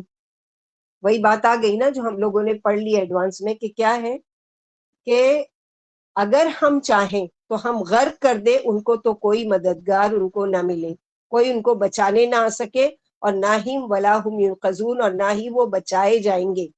حقیقت یہ کہ کشتی ہی عبرتناک یعنی حادثے بن جاتی ہے. کبھی کبھی مثالیں ہمارے سامنے ہیں کہ بڑے بڑے انتظام کیے ہوئے ساری چیزیں فیل ہو گئی. ابھی نیوز وغیرہ میں ہم لوگ سنتے ہیں نا کہ ایروپلین نے اڑان بھری, اچانک اس کا انجن فیل ہو گیا, اور اس کو ایمرجنسی کہیں اور ملک میں لینڈ کرنا پڑا, اور یہ کرنا پڑا. تو ساری چیزوں کی ایسا نہیں ہوتا ہے, پہلے بہت زیادہ چیکنگ ہوتی ہے اس کی. انجن تو ٹھیک ہے نا, ٹائر اس کے ٹھیک ہے نا, سب چیز اس کو ہے نا, جیسے ایک آدمی اپنی گاڑی چیک کر کے پھر وہ سفر پر نکلتا ہے, اسی طرح ایروپلین ہے یا جو بھی ہے. لیکن اللہ سبحانہ و تعالیٰ اگر اس کو کہیں روکنا چاہے تو اس کو کوئی وہ نہیں چاہتے. تو اگر ہم چاہتے تو کشتی والوں کو ڈبو دیتے, اور کوئی ان کی طرف سے بولنے والا نہیں, یعنی کوئی پوچھنے والا نہیں ہوتا. ٹائٹینک اتنی بڑی ڈبائی گئی نا, کسی نے پوچھا کہ یہ کس نے کیا اور کیوں ایسا ہو گیا اور ان پر ظلم ہوا؟ نہیں. کیا کہتے, وہ ایک چٹان سے ٹکرایا اور ختم ہو گیا, بس. کسی پر بلیم نہیں کرتے, کسی کی وجہ سے, کیپٹن کی وجہ سے یا کسی اور کی وجہ سے, یا اللہ تعالیٰ تک کی وہ پہنچ ہوتی کہ نہیں, زبردست کوئی قدرت ہے جس نے اس کو آگے بڑھنے نہیں دیا, اس کو ڈبا دیا. تو یہاں پر اللہ تعالیٰ کہ ہم چاہیں تو ڈبا بھی دیتے ہیں, ہم چاہیں تو اس کو منزل مقصود تک بھی پہنچا دیتے ہیں. اور پھر کوئی نہ بچانے والا ہوگا اور نہ کوئی ان کا مددگار ہوگا. لیکن ہم اپنی رحمت سے کیا کرتے ہیں؟ الا رحمت منا ومتاعا الی حین، مگر رحمت ہماری طرف سے اور فائدہ اٹھانا، ایک وقت تک یہ مہلت دینا ہے کہ تھوڑے دن فائدہ اٹھا لیں. یعنی دنیا میں یہ ساری چیزیں تمہارے استعمال میں مسخر کر دیے کہ لیکن ہم اپنی رحمت سے تم کو خشکی اور تری میں چلاتے پھراتے اور ایک مقررہ مدت تک صحیح سلامت رکھتے تاکہ تم ایک معین وقت تک کا دنیا سے فائدہ اٹھا لو. یہ ہمارے فائدے کے لیے یہ ساری چیزیں اللہ تعالیٰ نے بنائی ہے. آگے اللہ تعالیٰ فرماتے ہیں وَإِذَا قِيلَ لَهُمُ اتَّقُوا مَا بَيْنَ أَيْدِيكُمْ وَمَا خَلْفَكُمْ لَعَلَّكُمْ تُرْحَمُونَ، اور ان کے پاس ان کے رب کوئی بھی نشانی آتی ہے ان کے رب کی طرف سے مگر یہ اسے سنی انسنی کر دیتے ہیں، اعراض برتنے لگتے ہیں، کسی واقعے سے کسی بات سے کوئی سبق عبرت حاصل نہیں کرتے. آج ہمارا بھی یہی حال ہے نا، پہلے کے لوگوں سے عبرت نہ، آج کے واقعات سے نہ، آخرت کی فکر، کوئی چیز بھی نہیں. اللہم اجعل ہمی علی آخرہ، اللہ تعالیٰ ہمارا ہم اور غم جو ہے وہ آخرت کو بنا دیجئے کہ وہاں کا گول اور اس پر نظر ہو. مشرکوں کی حد درجے کی سرکشی، بے سمجھی، گمراہی اور اگلے پچھلے گناہوں پر بے پرواہی کا بیان ہے کہ جب ان سے کہا جاتا ہے کہ اگلے اور پچھلے گناہوں سے بچو اور ان سے احتیاط برتو، کیے ہوئے گناہوں پر نادم ہو کر سچے دل سے توبہ کر لو اور آئندہ کسی گناہ کا ارتکاب نہ کرو، ایسا کرنے سے توقع ہے کہ اللہ کی تم پر مہربانیاں ہوں اور وہ تمہیں اپنے عذاب سے بچا لے اور عافیت سے تم کو رکھے، تو وہ بجائے نصیحت کو ماننے کے اور الٹا منہ پھلا لیتے ہیں اور ناک بھوں چڑھاتے ہیں. جو جواب کا ذکر نہیں کیا گیا کیونکہ بعد والی آیت سے اس کا جواب نکلتا ہے، اس لیے اس پر قناعت کر کے جواب کو چھوڑ دیا گیا. یعنی جب ان سے کہا جاتا ہے کہ وہ کیا کریں تو ان کا جواب کیا ہوتا ہے کہ وما تاتیہم من آیۃ من آیات ربہم الا کانوا عنہا معرضین، اور نہیں آتی ان کے پاس کوئی نشانی مگر یہ کہ کیا کرتے ہیں، یعنی جب کہا جاتا ہے کہ اللہ سے ڈرو تو نہیں آتی ان کے پاس اپنے رب کی کوئی نشانی مگر یہ کہ اسے سنی انسنی کر دیتے ہیں، بالکل ہی جھٹلا دیتے ہیں. اور یعنی مشرکوں کی تو عادت ہی یہی ہے کہ ان کے سامنے اللہ کی نشانیوں میں سے جو نشانی بھی آ جائے جس سے توحید اور رسالت ثابت ہوتی ہو تو وہ اس پہ غور و فکر کرنے کی زحمت ہی نہیں اٹھاتے، اسے بلا تامل ٹھکرا دیتے ہیں، اس سے فائدہ نہیں اٹھاتے. یعنی کہ کیا اللہ سبحانہ و تعالیٰ آج دوسرے لوگ اس سے فائدہ اٹھا رہے ہیں. اچھا کشتی میں زمین میں چل سکتی ہے، اچھا حدیث میں کہا گیا کہ قیامت سے پہلے لوہے آسمان میں اڑیں گے، تو آج وہ اڑ رہے ہیں. تو لوگوں نے اس پر غور و فکر کیا، اس پر ریسرچ کیا اور وہ فائدہ اٹھا. لیکن ایک مومن جس کا ساری چیزوں کو پلٹ کر کس طرف لے جانا ہے؟ اللہ سبحانہ و تعالیٰ کی طرف، کہ یہ میرے رب نے بنایا ہے، یہ میرے رب کی کریشن ہے، یہ میرے رب کی زبردست قدرت اور اللہ تعالیٰ کی نشانیوں میں سے ایک مومن کا اس طرف دھیان ہونا چاہیے. وَإِذَا قِيلَ لَهُمْ أَنفِقُوا مِمَّا رَزَقَكُمُ اللَّهُ قَالَ الَّذِينَ كَفَرُوا لِلَّذِينَ آمَنُوا أَنُطْعِمُ مَن لَّوْ يَشَاءُ اللَّهُ أَطْعَمَهُ إِنْ أَنْتُمْ إِلَّا فِي ضَلَالٍ مُّبِينٍ. اور جب کہا جاتا ہے ان کے لیے کہ خرچ کرو اس میں سے جو اللہ نے تم کو رزق دیا، اوروں کو بھی دو، یعنی زمین سے اگنا، بارش کا آنا، اندھیرا ہو جانا، رات کا آنا، کشتی پر سوار، یہ سارا رزق ہے نا اللہ تعالیٰ کا. تو جو یہ چیز بھی تم استعمال کر رہے ہو اس میں دوسروں کو بھی حق دو، اللہ کی راہ میں بھی اس کو خرچ کرو. تو کیا کہتے ہیں؟ قال الذین کفروا، انکار کرنے والے، کفر کرنے والے کہتے ہیں ایمان لانے والوں سے، کیا ہم کھلائیں ان کو؟ کہ اگر چاہتے اللہ وہ خود کھلا دیتے ان کو، وہ ان کو خود کیوں نہیں کھلاتے؟ ہم سے کیوں کہتے ہیں؟ جیسے منافقین کہتے تھے کہ سورہ آل عمران میں ہم لوگ پڑھ چکے، قد سمع اللہ قول الذین قالوا ان اللہ فقیر ونحن اغنیاء، ہم غنی ہیں، نعوذ باللہ اللہ فقیر ہے، جبھی سے ہم سے مال مانگتے ہیں کہ آپ میری راہ میں خرچ کرو، نعوذ باللہ نعوذ باللہ. تو یہاں پر اللہ تعالیٰ کیا فرماتے ہیں؟ ان انتم الا فی ضلال مبین، کیا ہم کھلائیں ان کو؟ اگر چاہتے اللہ وہ خود کھلا دیتے، ان کو خود کیوں نہیں کھلاتے؟ اور تم تو بالکل بہک گئے ہو، ہم سے مطالبہ کرتے ہو کہ ہم غریبوں کی مدد کریں.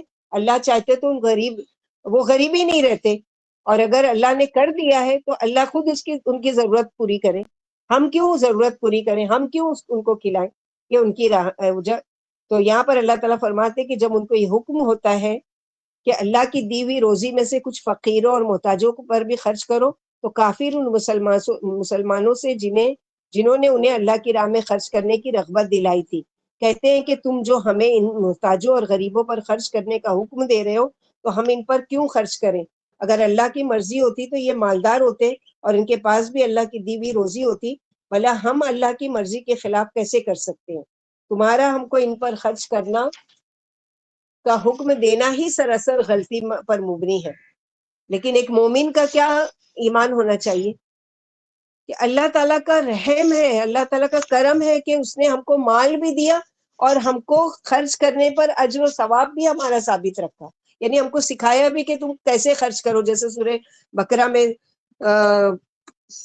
صحابہ کرام پوچھتے تھے یسألونک ماذا ينفقون قل ما انفقتم من خیر، جو بھی ہے تمہارے پاس خیر میں سے، مال میں سے، اس کو خرچ کرو اپنے والدین پر، اپنی فیملی پر، اپنے اقربین پر، اور جو کچھ بچ جائے وہ اللہ کی راہ میں دو۔ تو یہ ساری چیزیں کہ اللہ تعالیٰ نے نہ صرف رزق دیا بلکہ استعمال کا طریقہ بھی بتایا اور کس طرح سے خرچ کرو اس کا بھی۔ تو ایک ایمان والے کا کیا ہونا چاہیے؟ ان کی طرح ناشکری نہیں ہونا چاہیے جو اللہ کے ساتھ کفر کرتے ہیں کہ اللہ ہم کیوں کھلائیں، اللہ چاہتے تو خود کھلا دیتے۔ تو ہمارا ایمان کیا ہے کہ اللہ تعالیٰ کا شکر ہے کہ اللہ تعالیٰ نے ہم کو ہاتھ بنایا، دینے والا بھی، اور ہم کو یعنی حکم بھی دے رہے ہیں کہ خرچ کرو، اور اس کے علاوہ اللہ تعالیٰ ہمارے لیے اس میں بہت زیادہ اجر ثواب رکھے ہیں کہ تم دو گے تو تمہارے مال میں سے کمی نہیں کی جائے گی، بلکہ کیا کیا جائے گا، تم کو اس میں اللہ تعالیٰ روز بروز اضافہ کریں گے، اس میں خیر و برکت دیں گے تمہارے خرچ کرنے کی وجہ سے۔ تو یہاں پر اسی کا ان کا اعتراض تھا، مشرکین مکہ کا بھی، مدینہ گئے تو منافقین کا بھی، وَيَقُولُونَ مَتَىٰ هَٰذَا الْوَعْدُ إِن كُنتُمْ صَادِقِينَ، یعنی خرچ کرنے کے لیے اس لیے بھی کیا ہے کہ اس دن کے لیے جمع کرو، اس دن کے لیے کچھ دے دو، تاکہ اس دن قیامت کے دن یا قیامت کے بعد جب کھڑے کیا جاؤ اللہ کے سامنے تو کام آ جائے۔ تو بجائے ماننے کے کیا کہتے تھے، اور یہ کہتے ہیں کہ آخر یہ قیامت کی دھمکی کب پوری ہوگی؟ ہم تھک گئے سن کر قیامت قیامت قیامت قیامت کے بارے میں، آ کیوں نہیں جانتی؟ یعنی کیوں خالی بس وعدہ کیا جا رہا ہے، کیوں نہیں آ رہی ہے؟ یعنی کافر قیامت کو عقل سے بعید اور ناممکن سمجھتے ہیں، اس لیے نبیوں سے کہتے پھرتے ہیں کہ اگر تم سچے ہو تو بتاؤ قیامت کب آئے گی۔ جیسے سورہ شورا آیت نمبر 18 میں یستعجل بہا، بے ایمان قیامت کی جلدی مچا رہے ہیں۔ جیسے ایک شخص نے آ کے پوچھا کہ یا رسول اللہ صلی اللہ علیہ وسلم متی الساعہ، قیامت کب آئے گی؟ تو آپ صلی اللہ علیہ وسلم نے اس سے پوچھا کہ تو نے کیا تیاری کی ہے؟ یعنی قیامت تو جب آئے گی تو نے اس کے لیے تیاری کیا کی ہے؟ اگر تیاری کر چکا ہے تب انتظار کرنا کہ ہاں قیامت آئے گی، میں ریڈی ہوں اس کو فیس کرنے کے لیے، اس کو قبول کرنے کے لیے۔ جب تیاری ہی نہیں کی ہے، اور دوسرے کئی حدیثوں میں قیامت کا ذکر آتا ہے کہ اس کا علم سوائے اللہ کے کسی کو بھی نہیں ہے۔ سورہ لقمان کی آیت آخری پڑھ چکے ہیں کہ کب قیامت ہوگی، اس کا جو وہ ہے وہ اللہ کے سوا کسی کو بھی نہیں پتا ہے۔ ما ينظرون الا صيحة واحدة تأخذهم وهم يخصمون، دراصل وہ یہ چیز کی راہ تک رہے ہیں، وہ ایک ہی دھماکہ ہے جو جس کا انتظار کر رہے ہیں نا، وہ کیا ہے ہم تم کو بتا دیتے ہیں۔ وہ ایک زوردار دھماکہ ہوگا، ایک ہی چیخ ہوگی جو یکایک انہیں ایسی حالت میں پکڑ لے گی جب یہ اپنے معاملات میں جھگڑ رہے ہوں گے۔ جیسے دوسری جگہ حدیث میں بھی آتا ہے کہ یہ حال ہوگا کہ کوئی وہ ہم لوگ پڑھتے ہیں وہ حدیث کہ کیسی گھبراہٹ کا وقت ہوگا، لوگ کیسے اس میں وہ ہوں گے، یعنی وہ تو ایک چیخ ہی کے انتظار میں ہے۔ یہ سور گھبراہٹ میں ڈال دینے والا ہوگا، لوگ بازاروں میں اور کاروبار میں مشغول ہوں گے اور اپنی عادتوں کے مطابق لڑ جھگڑ رہے ہوں گے۔ ہوتا ہے نا بزنس میں، خریدنے والا بیچنے والے سے لڑ رہا ہے، بیچنے والا خریدنے والے سے جھگڑا کر رہا ہے، بازار میں شور ہنگامہ ہو رہا ہے۔ ایسی مشغولیت کے وقت آ جائے گی اچانک قیامت کہ اللہ تعالیٰ کا حضرت اسرافیل کو حکم ہوگا کہ سور پھونک دو۔ آپ دیر تک سور پھونکتے رہیں گے، ہر شخص فکر مند ہو جائے گا اور گھبرا کر کبھی تو کان لگا کر سنے گا کہ یہ آواز کہاں سے آ رہی ہے، اور کبھی سر اٹھا کر آسمان کی طرف دیکھے گا۔ پھر موجودہ لوگوں کو میدان محشر میں آگ ہانک کر لے جائے گی جو انہیں چاروں طرف سے گھیرے ہوئے ہوگی، یعنی یہ خود نہیں چل کر جائیں گے میدان محشر کی طرف، بلکہ ایک آگ ان کے پیچھے لگا دی جائے گی. جیسے کوئی ہوتا ہے نا ڈنڈا یا کوڑا لگا کے کہ ان کو ڈھانکتے جاتا ہے جانوروں کو یا لوگوں کو، اس طرح آگ ان کے پیچھے کہ آگ آ رہی ہے، ڈر کے مارے آگے بھاگ رہے ہیں، جہاں رک جا رہے آگ بھی رک جا رہی ہے. اس طرح کا معاملہ ہوگا. فلا یستطیعون توصیۃ ولا الی اہلہم یرجعون، پھر تو یہ استطاعت نہ رکھ سکیں گے کسی وصیت کرنے کی. پھر تو یہ اپنے مال بچا بچا کر رکھتے ہیں، کسی غریب کو دینے کے لیے نہیں دیتے، حق داروں کو ان کا حق نہیں دیتے، اور اس سے بچے ہوئے مال کی وصیت بھی نہ کر سکے گا. یعنی بازار میں ہے، اس کو مہلت ہی نہیں کہ اچھا میں گھر جاؤں اور مجھے پتا چل گیا قیامت آ گئی، میں جاؤں اور بھاگ کر اپنے گھر والوں کو بولوں کہ یہ مال میرا یہاں رکھا ہوا ہے، وہاں رکھا ہوا ہے، یہ بینک میں ہے اور اس میں ہے اور یہ تمہارا، یہ اس کی بھی مہلت نہیں ہوگی. اور نہ اپنے گھر والوں کے پاس واپس جا سکیں گے، ان کی طرف پلٹ بھی نہیں سکیں گے. جہاں کھڑے ہوں گے وہیں کے وہیں وہ پکڑ لیے جائیں گے، وہیں کے وہیں ان کو وہ کر دیا جائے گا. تو یہاں پر اس چیز کا بتایا گیا کہ نہ ان کو مہلت دی جائے گی اور نہ ان کے لیے یہ ساری چیزیں ہیں.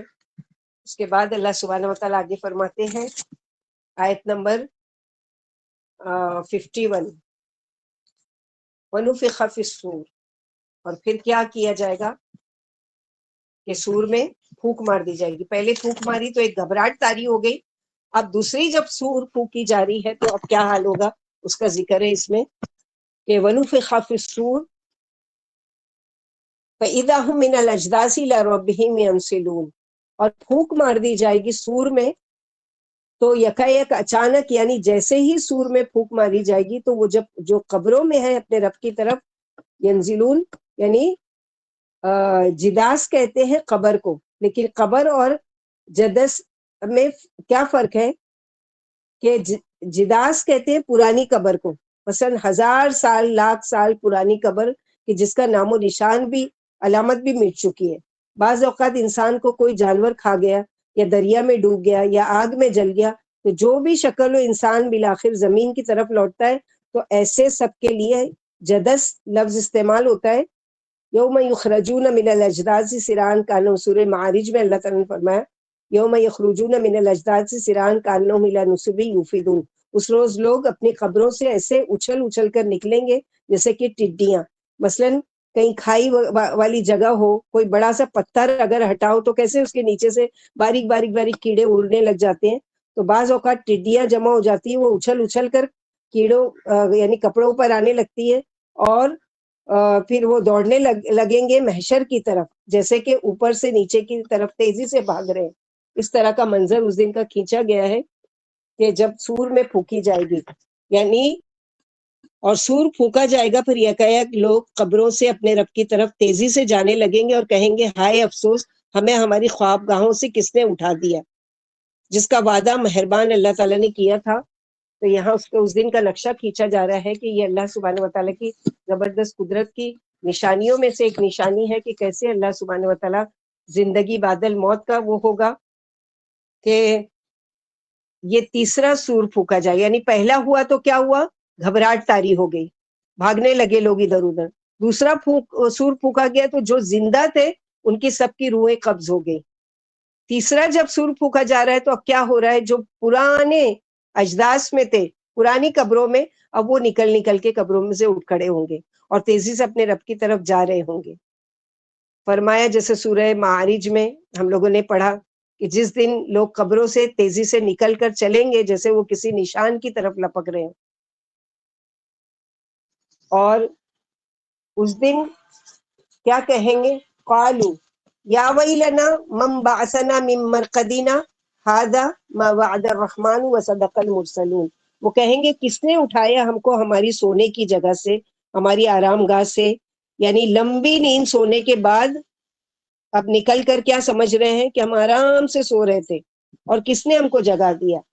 یہ وعدہ کیا تھا رحمان نے، اللہ نے بتا دیا تھا کہ ایسا ایک دن ہوگا، اور وصدق المرسلون، اور سچ کہا تھا رسولوں نے، بھیجے ہوئے نے، یعنی پیغمبروں نے آ کر اس بات کی یاد دہانی کرائی تھی کہ تم کو انکانت اللہ صیحۃ واحدہ، نہ ہوگی مگر ایک ہی چنگھاڑ، ایک ہی چیخ، فَإِذَا هُمْ جَمِيعٌ لَدَيْنَا مُحْضَرُونَ، پھر جب وہ سارے کے سارے ہمارے سامنے حاضر کیے جائیں گے، یعنی قیامت کے دن سب ہمارے سامنے اکٹھے کیے جائیں گے، سب کا ایک جگہ آ کر لوٹنا ہے اور ایک ہی جگہ آ کر یہ ان کا پلٹنا ہے. جیسے دوسری جگہ سورہ نازیات میں اللہ تعالیٰ نے فرمایا کہ زجرۃ واحدہ، وہ تو صرف ایک ڈانٹ ہوگی، پھر یکایک لوگ ایک میدان میں آ کر جمع ہوں گے. وما امر الساعہ، سورہ نحل آیت نمبر 77، قیامت کا معاملہ پلک جھپکنے کی طرح بلکہ اس سے بھی قریب ہے. سورہ اسراء آیت نمبر 52، یوم یدعوکم فتستجیبون، جس دن اللہ تم کو بلائیں گے تو تم اس کی طرف کرتے ہوئے اس کی دعوت قبول کر لو گے، اس کی تعریف کرتے ہوئے اس کی دعوت قبول کر لو گے، اور خیال کرو گے کہ تم دنیا میں تھوڑی سی دیر ہی ٹھہرے تھے، یعنی ہم انہیں ایک ہی دفعہ حکم کریں گے، پھر یکایک وہ سب کے سب ہمارے سامنے آ کر حاضر ہو جائیں گے، موجود ہوں گے. یعنی آج کسی کا کوئی عمل مارا نہیں جائے گا اور کسی کی ذرہ برابر بھی حق تلفی نہیں کی جائے گی. فَالْيَوْمَ لَا تُظْلَمُ نَفْسٌ شَيْئًا وَلَا تُجْزَوْنَ إِلَّا مَا كُنْتُمْ تَعْمَلُونَ، یعنی نہ تمہارے ثواب میں کوئی کمی کی جائے گی، نہ تم نے ایسا کوئی کام کیا ہے کہ جو نہیں کیا اور اس کی وجہ سے تمہاری پکڑ ہوگی، ایسا نہیں ہوگا، بلکہ کسی پر ذرہ برابر بھی ظلم نہیں کیا جائے گا. اس کے بعد جنت والے دوزخ والے یہ سارے معاملات سب کے حساب کتاب طے ہو گئے. اب اس کے بعد کیا ہو رہا ہے کہ اللہ سبحانہ و تعالیٰ جنت والوں کا کہ جنت والے جنت میں جب چلے جائیں گے تو ان کا کام کیا ہوگا، وہ کیا کریں گے وہاں. جیسے دنیا میں ہم لوگوں کو کہا جاتا ہے نا، جیسی کرنی ویسی بھرنی، جو تم نے بویا ہوگا. اسی لیے زمین جو دنیا کو کہا جاتا ہے کہ مزرع الآخرہ، یعنی جو دنیا کھیتی ہے آخرت کی، جیسا تم یہاں بو گے، جو عمل تم وہ کرو گے اس کے مطابق تم لوگوں کو، جیسے ہم لوگوں نے ابھی رجب کے اس میں پڑھا تھا نا، جیسی جو گناہ کیے تھے ویسی ہی سزا جہنم میں مل رہی ہے. جیسا نیک عمل کیے تھے اللہ سبحانہ و تعالیٰ اس کا بدلہ ویسے ہی دے رہے ہیں. تو یہ اللہ تعالیٰ کا عادل جو نام ہے کہ عدل کرنے والے، زبردست انصاف کرنے والے، ذرہ برابر بھی کسی پر ظلم ہونے نہیں دیں گے.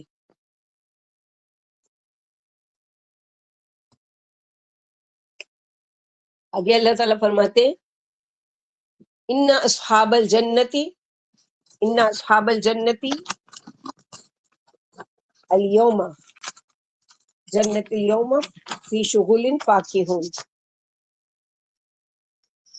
یعنی یقیناً آج کے دن جنت والے ایک کام میں آج کے دن خوش ہو رہے ہوں گے. شغل کہتے ہیں وہ کام جو آدمی کو اپنے اندر اتنا مصروف اور متوجہ کر دے، مشغول کر دے کہ ہر دوسری چیز کو وہ بھول جائے. یعنی شغل کون سا کام ہے؟ ایسا کام کہ اس میں اتنا بزی ہو جائے. مثلا بچوں کو دیکھتے ہیں، جب ان کی کوئی پسندیدہ کوئی کھلونا مل جاتا ہے تو کیا وہ کھانے کو بھی یاد رکھتا ہے حالانکہ اس کو بھوک لگی ہوتی ہے؟ کیا وہ پینے کو بھی یاد رکھتا ہے، یا جس ماں نے دیا یا باپ نے دیا اس کو یاد رکھتا ہے؟ سب کچھ چھوڑ کر بالکل اس میں بزی ہو جاتا ہے کہ اس کے فیوریٹ کھلونا مل گیا. تو ایسے ہی جنت میں کیا ہے، ایسے مشغول ہو جائیں گے جو کچھ اللہ تعالیٰ نے دیا ہے اور خوب خوش ہو رہے ہوں گے، انجوائے کر رہے ہوں گے. تو جنت کے اندر ایسے کام، ایسی خوشی کی چیزیں ہوں گی کہ وہ انسان کو بھول جائے گا، یعنی وہ انسان بھول جائے گا کہ کون اس کے دوست عزیز رشتہ دار جہنم میں گئے ہوں گے، کون پہنچا یہاں پر اور کون نہیں پہنچا. دنیا میں تو اگر آپ کھا رہے ہیں اور آپ کا بچہ اگر بھوکا ہے تو آپ کے حلق سے نوالا نہیں اترے گا کہ میرا بچہ بھوکا ہے میں کیسے کھا سکتی ہوں. لیکن اس دن کیا ہے، سب موج مستی میں اپنے اس میں پڑے ہوں گے، کسی کو کسی کی نہیں پڑی ہوگی. لیکن جنت میں ایسا نہیں ہے، کسی کی پرواہ نہیں ہے، اور جنتیوں کو ایسی خوشیاں ملے گی کہ دنیا کے سارے غم، ساری تکلیفیں، ساری پریشانیاں بھول جائیں گے. اسی لیے ہم کو کیا کرنا چاہیے، جنت کا سوال اللہ تعالیٰ سے کرنا چاہیے. اللہم انی اسألک جنت الفردوس، کیسی اعلیٰ جنت، جیسے کہ اللہ کے نبی صلی اللہ علیہ وسلم نے بھی ہم کو حکم دیا کہ جب بھی جنت کا سوال کرو تو جنت الفردوس مانگا کرو. تو جنت والوں کے عیش و آرام کا بیان ہے کہ وہ قیامت کے روز میدان حشر سے فارغ ہو کر بہشتوں کے پربہار باغوں میں جا بسیں گے. اللہم اجعلنا منہم، جہاں انہیں نہ فنا ہونے والی نعمتیں ملیں گی اور عظیم کامیابی ان کے قدم چومے گی، جس کی وجہ سے انہیں دوسروں کی طرف توجہ نہیں رہے گی جہنم سے اور دوزخیوں سے بالکل بے فکر اور لذتوں میں اس قدر چور ہوں گے کہ خود کو بھی فراموش ہو جائیں گے، بہت خوش اور بہت حشاش بشاش، ہر چیز سے بے خبر ہو جائیں گے۔ دوشیزہ حوریں اور کھانے پینے اور جن سے لطف اندوز ہو رہے ہوں گے، اور اللہ کی پاکی کی یعنی صدائیں انہیں خوش کر رہی ہوں گی، یعنی اللہ سبحانہ و تعالیٰ کی ذات جو پاک ہے وہ ان کے مہمانی کر رہے ہوں گے، جیسے نزلا من رب الرحیم، کہ مہمانی ہوگی کس کی طرف سے؟ اللہ سبحانہ و تعالیٰ کو۔ ہم و ازواجہم فی ظلال علی الارائک متکئون، وہ اور ان کی بیویاں بھی گھنے سایوں میں، ظلال درخت کا سایہ بھی، اور عزت و شوکت بھی مراد ہے، یعنی تختوں پر بڑی عزت سے، بڑے اکرام سے، بہت رسپیکٹ کے ساتھ مسیریوں پر ٹیک لگائے ہوئے بیٹھے ہوں گے، جیسے دلہن کی سیج ہوتی ہے کہ دلہن کیسا بالکل اونچا، ایک الگ ہی، سب عام کرسیوں سے الگ اس کی کرسی، ایسے ہی جنت والوں کی ایک الگ ہی تخت ہوگا، الگ ہی تکیے، متکئون، مزے کر رہے ہوں گے، کوئی فکر غم نہیں ہوگا، اور آرام ہی آرام، یعنی کیسی خوبصورت جنت اللہ تعالیٰ نے بنائی ہے کہ جس میں اللہ تعالیٰ نے یہ ساری چیزیں رکھی ہیں، وہ اور ان کی پاکیزہ بیویاں جنت کے درختوں کی گھنی چھاؤں میں بسیریوں پر بے فکری سے آرام کے ساتھ ٹیک لگائے، بے حد مہربان میزبان کی مہمان نوازیوں سے لطف اندوز ہو رہے ہوں گے۔ جنت میں ان کے لیے ہر قسم کے تازہ تازہ پھل تیار رہیں گے، اور جس لذت کے وہ خواہش کریں گے وہی ان کو مل جائے گا۔ ان کی ہر خواہش جو دنیا میں نہیں پوری، وہ ساری خواہشات وہاں پوری ہوگی۔ اور آج ان نازنینوں کا یعنی ناز بردار حق تعالیٰ کا ہوگا، یعنی میزبانی بھی کس کی ہے؟ اللہ تعالیٰ کی۔ جیسے کہ نبی صلی اللہ علیہ وسلم نے فرمایا، تم میں سے کوئی جو جنت کی تیاری میں لگا ہوا ہو، جنت میں کوئی غم اور فکر نہیں ہوگی۔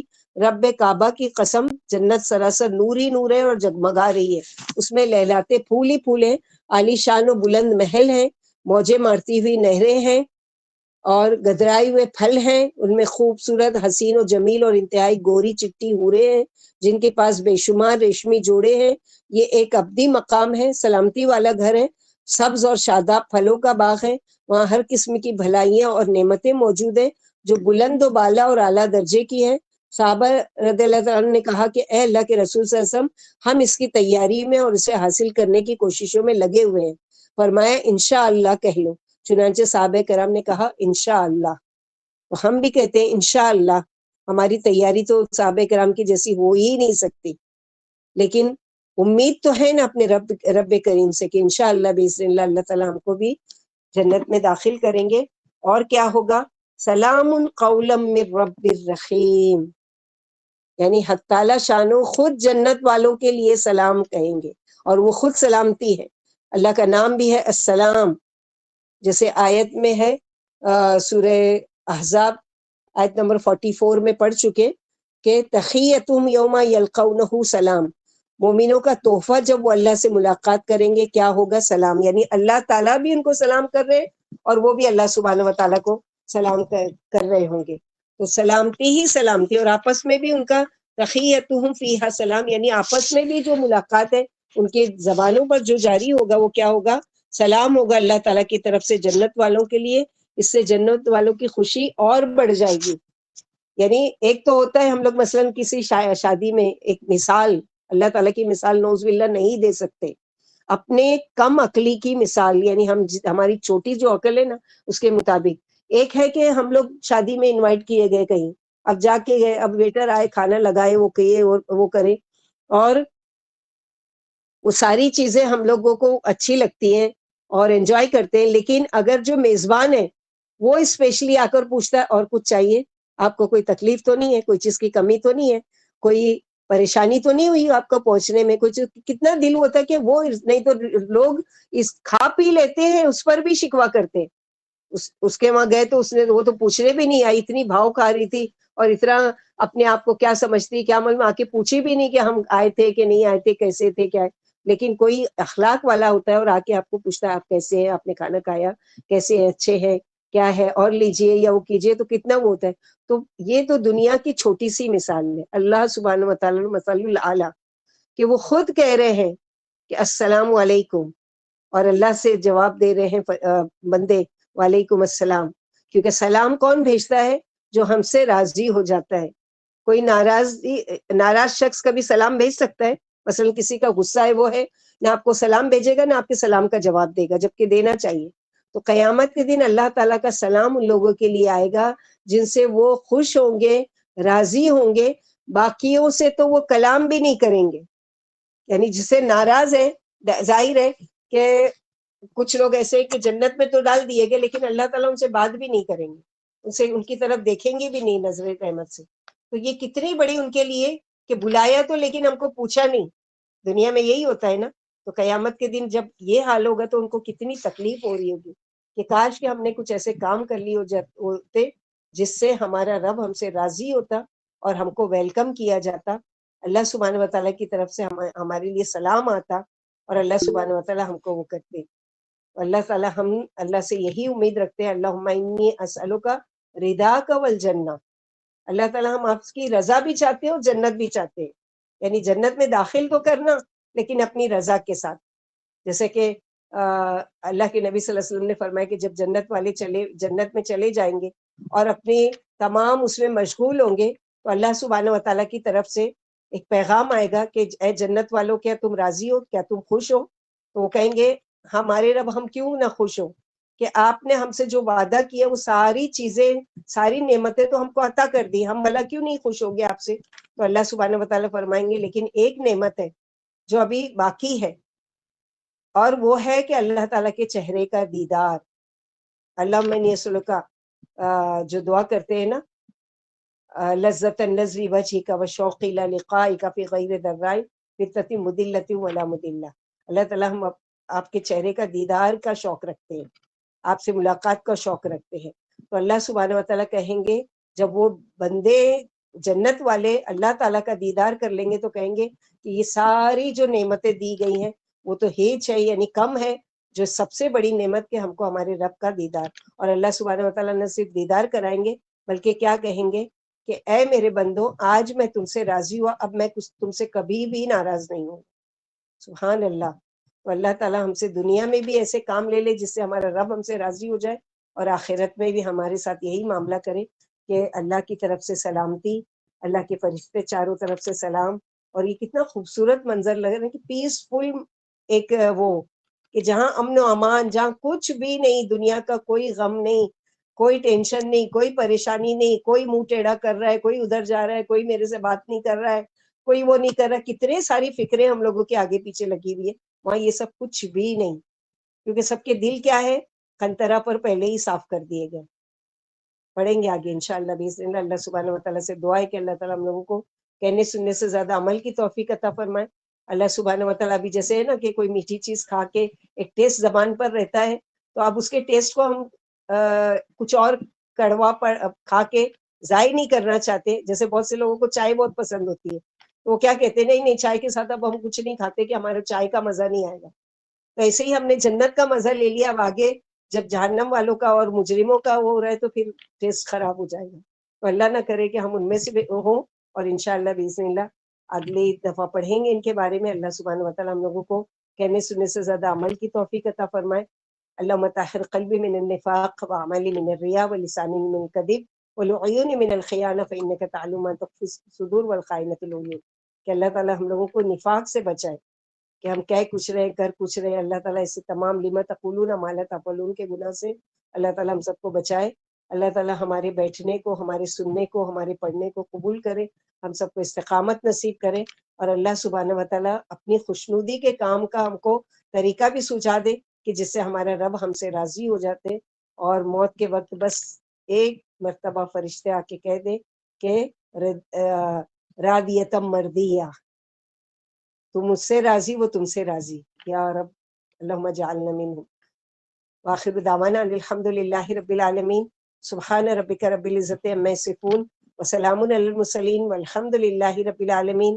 سبحانک اللہم وبحمدک اشہد ان لا الہ الا انت استغفرک واتوب الیک. السلام علیکم ورحمۃ اللہ وبرکاتہ.